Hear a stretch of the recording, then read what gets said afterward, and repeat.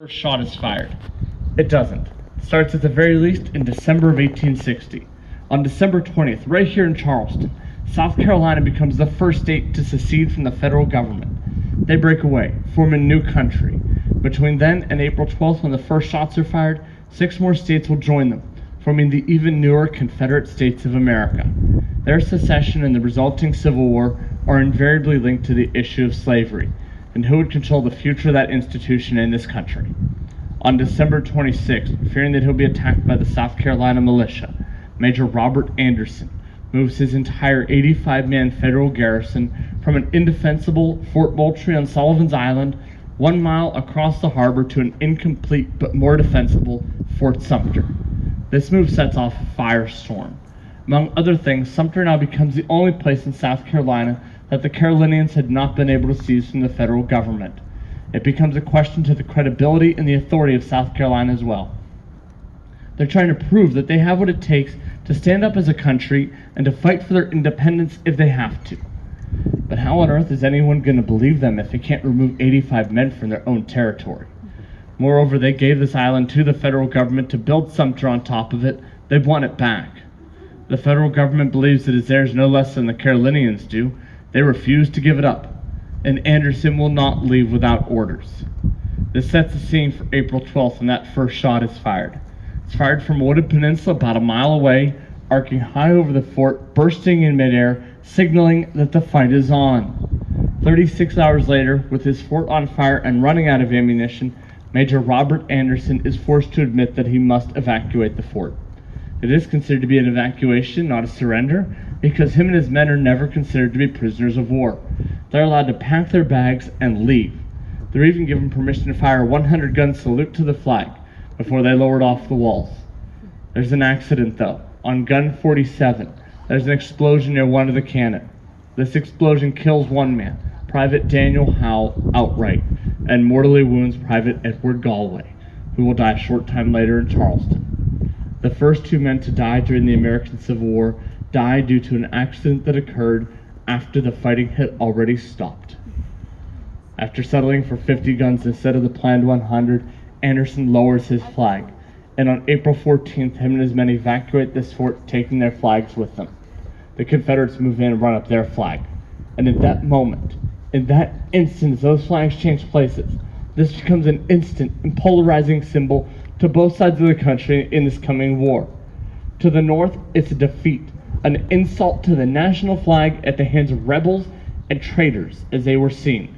Men were dead, men were wounded, a federal fort had been taken by force of arms.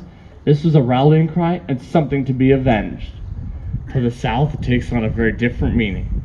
Charleston is where their revolution as they saw it had begun.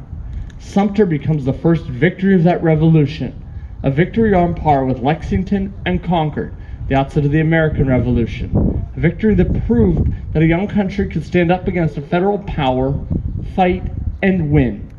This was a rallying cry and a symbol of hope for the South. Despite this, it's not until 1863, almost 2 years later, that the U.S. Navy decides it's time to take this place back. They launched the most powerful ironclad fleet to sail to that day, in off the Charleston bar, begin to bombard Sumter, trying to force it to surrender through artillery fire alone. They do some damage to Sumter, but in return they take heavy damage, are forced to retreat, and the next morning off Morris Island, one of their ironclads will sink due to the damage it took in this fight. The U.S. Army will join them by landing on Folly Island, several miles to the south of Sumter, assaulting across Lighthouse Inlet and up Morris Island. The campaign for Morris is made most famous by the 1989 movie Glory. Matthew Broderick, Denzel Washington, and the assault of the all-black 54th Massachusetts on Fort Wagner. Wagner is an outpost of Sumter placed on Morris Island about a mile and a half away, designed to protect Sumter from artillery fire. This is a job that Wagner singularly fails at. Well, don't get me wrong, it did a great job of holding off the U.S. Army for almost 2 months.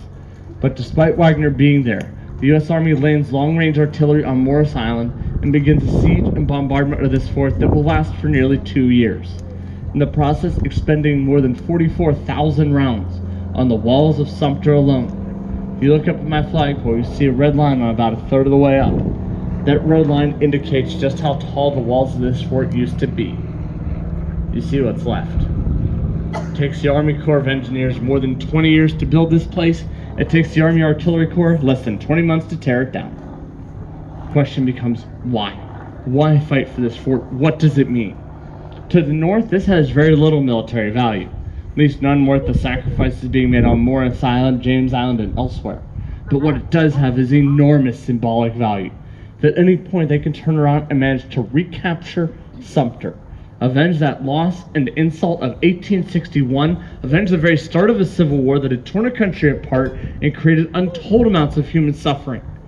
They can pull that off. That's an enormous and highly significant symbolic victory for the North. The South will fight for it for very similar reasons. Though it has more military value for them to hold, still enormous symbolic value. Despite successes on northern battlefields, if they turn around and manage to lose Sumter, this important first victory, this important symbol of hope, if they lose Charleston, where secession and revolution began, that's an enormous and highly significant symbolic loss for the South. So both sides will fight desperately for control of this place. And in the bargain, thousands of men become casualties. Thousands of men killed, wounded, captured, or missing. Less for a military objective than for an idea, a thought, a meaning, and a symbol. That is what will drive the fighting for Sumter more than anything else, is Sumter's power as a symbol. In the end, though, despite their best efforts, that U.S. Army on Morris Island is never able to drive the Confederates out of this place.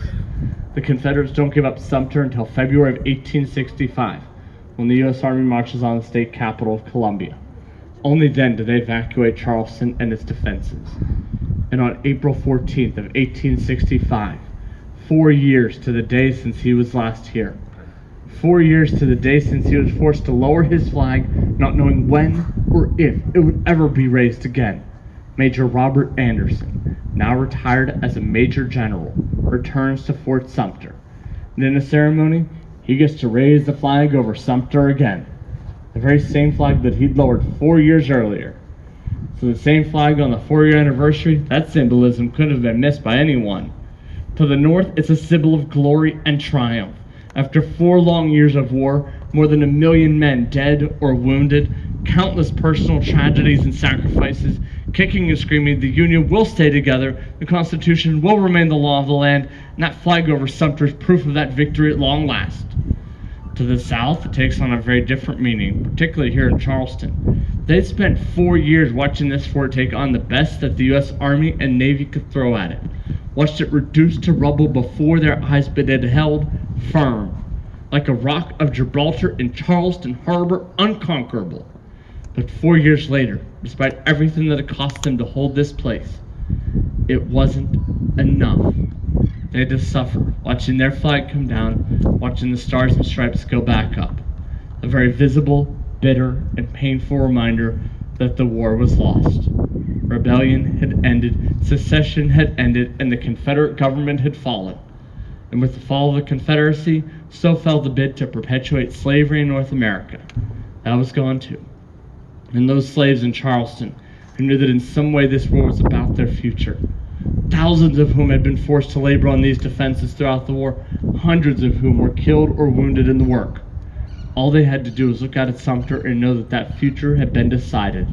Freedom for them and their descendants for all time, and with that the rights of U.S. citizens. And for them that flag represented proof of a hope for a better future. All of these symbols, all of these stories, and so many more are what's wrapped up in Sumter, wrapped up in these 2.5 acres of ground, the dirt, the bricks, the walls, all of them. But despite everything that it's meant to all of these people for all of these years, it is now your story. Because you came out here to hear these stories and experience them for yourselves. And in doing so, you keep them alive, you give them meaning, and you give this place purpose in being here.